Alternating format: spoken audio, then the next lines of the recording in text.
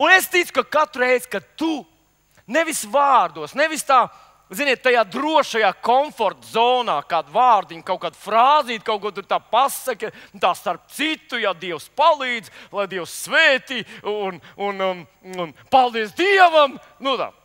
Asins liecinieks jau, ja kaut kas nodizos, paldies Dievam, ja nesnieg, ja paliks siltāks, un tu domā, jau pasauli ir atgriezusies. Ja. Nu, bet, kad tu tiešām nodod liecību, notiek kaut kas daudz nozīmīgāks un lielāks. Jēzus saka, vai tu esi ievērojis?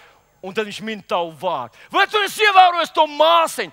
Viņai jau ir pār 70, bet viņa nebaidās, nekaunās, uzrīkstās, nodod par mani liecību.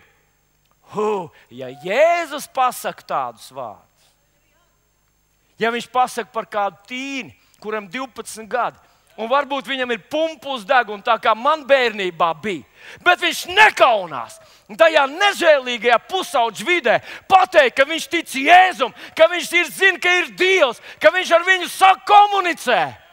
Zini ko? Tad debesīs Jēzus saka, vai jūs ievērojat to 12-gadīgo? Manējo! Viņš nekaunās par mani apliecināt. Un es jums saku, es iešu ar viņu līdz galam.